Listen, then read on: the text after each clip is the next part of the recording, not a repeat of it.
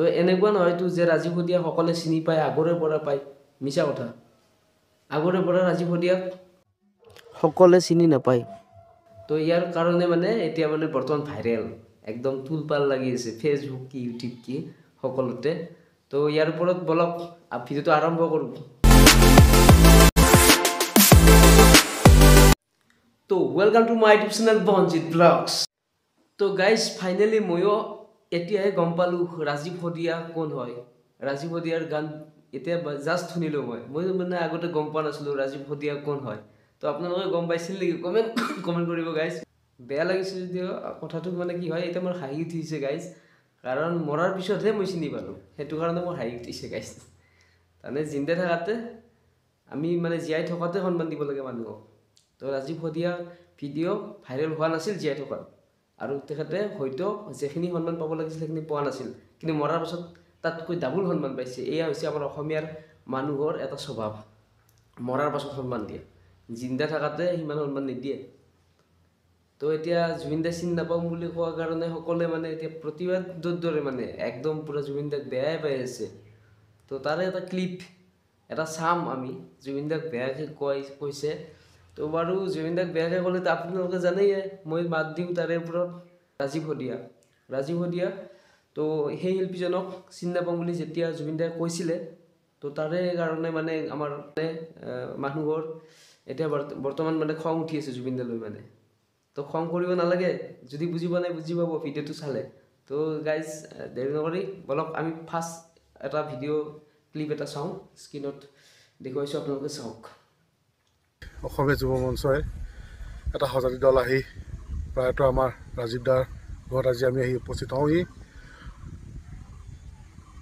ক'বলৈ সঁচাকৈ ভাষা নাই বহুত দুখ লাগিছে বহুত দুখ পাইছোঁ আৰু যিদিনাখনিৰ পৰাই তেখেত আমাৰ মাজৰ পৰা হেৰাই গৈছিল সেইদিনাখনিৰ পৰা অন্তৰাত্মাই কান্দি আছে আৰু আজি আহি সঁচাকৈ বহুত দুখ পাইছোঁ আৰু লগতে যোৱাকালি জুবিন গাৰ্গৰ যি এটা সামাজিক মাধ্যমত এটা বাইট দেখিলোঁ সঁচাকৈ ঘৃণনীয় জুবিন গাৰ্গক এটাই কথা ক'ব বিচাৰিছোঁ আজি ৰাজীৱ দাৰ ঘৰৰ পৰা আপুনি চিনি পাব নালাগে আৰু আপুনি এটা শব্দ পাহৰি যাওক যে আই ডোণ্ট কেয়াৰ সেই শব্দ আপুনি আঁতৰাই ৰাখক আমি আপোনাক প্ৰশ্ন কৰিছোঁ হু আৰ ইউ আপোনাৰ নিচিনা ননচেন্স মেণ্টেলিটি মানুহ আমি দেখা নাই তো গাইজ জুবিন দাক ননচেন্স বুলি কয় কি লাভ আছে চিনি নাপাব পাৰে সেইটো ডাঙৰ কথা নহয়তো চিনি নাপালে নাই আৰু সেইটো কি হয়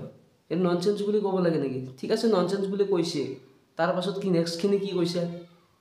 চাওক মেণ্টেলিটি মানুহ আমি দেখা নাই কি জাতীয়তাবোধক আপুনি গান গালে ৰাজীৱ দাই আজি গোটেই অসমৰ হিয়া মুঠু হৈ আজি থাকি গ'ল কিন্তু আপোনাকো তেনেকৈ আমি ভাবিছিলোঁ সেই শ্ৰদ্ধা ভক্তি দিম বুলি ভাবিছিলোঁ কিন্তু তাৰ যোগ্যতা যেন আপুনি নহয় তেনেকুৱা তাৰমানে কি বুজাব খুজিছে দেখিলে গাইজ তাৰমানে কি বুজাব খুজিছে তো জুবিন দাৰ লগত একেখন মানে দগাবলাত তুলনা কৰিলে শিল্পীয়ে বাৰু ঠিক আছে কিন্তু জুবিন দাৰ লগত তুলনা কাৰো লগত নাখাতে এইটো কথা মনত ৰাখিব আপুনি ক'ৰ পৰা কৈছে কোন হয় আপুনি সেইটো মোৰ জনাৰ প্ৰয়োজন নাই আপুনি মনত ৰাখিব কেৱল জুবিনৰ লগত তুলনা নকৰিব কাকো নকৰিব কোনো ব্যক্তিক নকৰিব কোনো শিল্পীক নকৰিব জুবিনে নকৰিব জুবিন দাৰ যিমান গান আছে সিমান গান কোনো শিল্পীৰ গান নাই সিমান মনত ৰাখিব জুবিন দাই যিমান সহায় কৰে মানুহক সিমান সহায় কোনেও কৰিব নোৱাৰে মনত ৰাখিব আৰু জুবিন দাৰ সুৰ আৰু বেলেগ অন্য পৃথিৱীত ঘূৰিলেও জুবিন দাই যেখিনি সোৱাদ দিব সেইটো সোৱাদ আপুনি বেলেগত বিচাৰি নাপাব মনত ৰাখিব অসমৰ এটা সম্পদ হয় জুবিন দা মনত ৰাখিব তো জুবিন দাৰ বিষয়ে ক'ব লাগিলে মানুহ ক'ব নোৱাৰে জুবিন গাৰ্গ মা জুবিন দা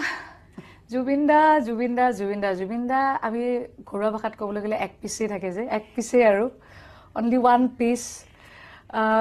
জুবিন দাৰ প্ৰতি ক'ব নোৱাৰোঁ যিমান যি বিতৰ্ক নহওক কেলে যিমানেই যি নহওক কেলে জুবিন দা সদায় মানে মহিলা পুৰুষ সকলোৰে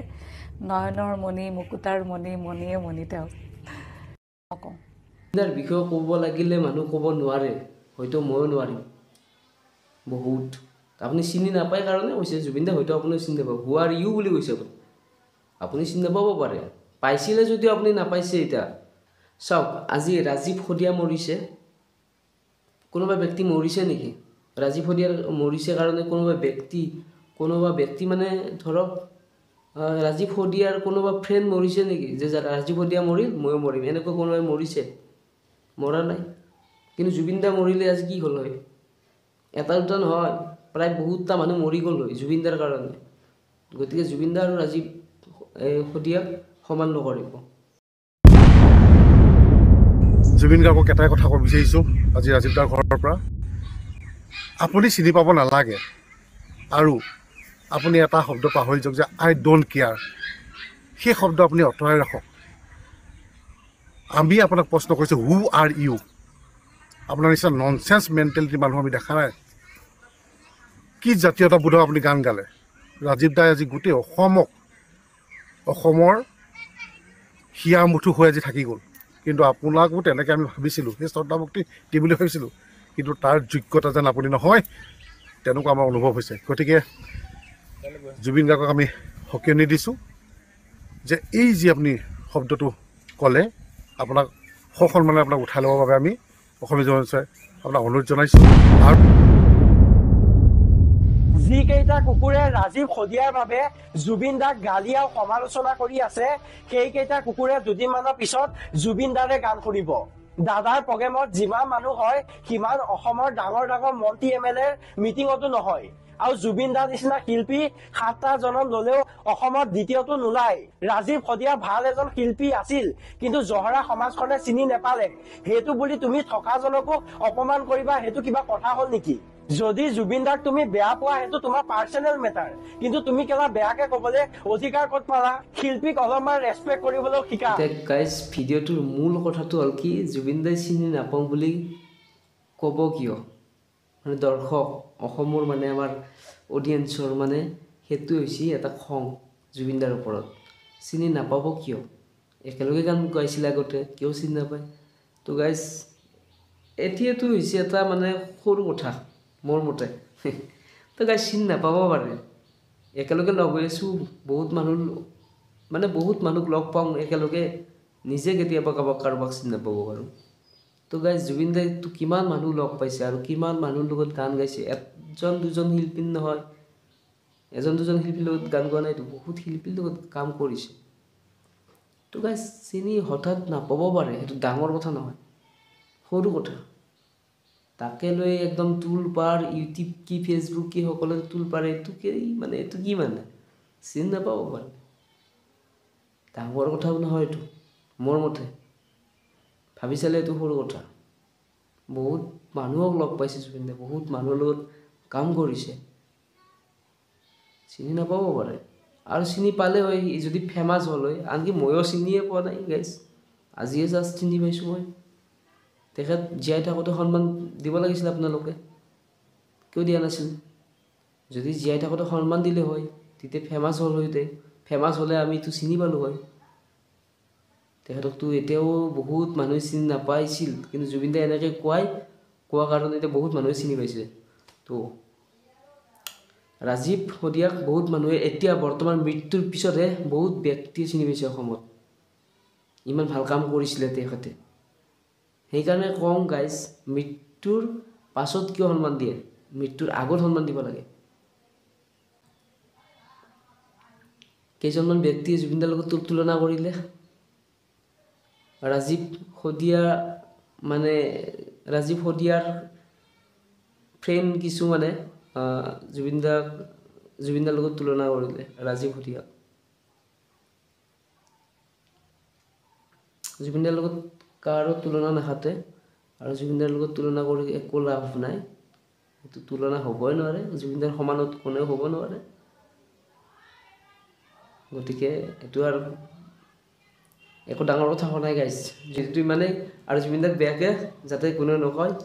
জুবিন হৈ থকাটো বিচাৰোঁ অসমৰ সম্পদ হৈ থকাটো বিচাৰোঁ জুবিন দাই সদায় নতুন নতুন গান দিয়াটো বিচাৰোঁ আৰু দুখীয়া মানুহখিনিক জুবিন দাই চোৱাটো বিচাৰোঁ জুবিন হৈ থাকক সদায় তো গাইজ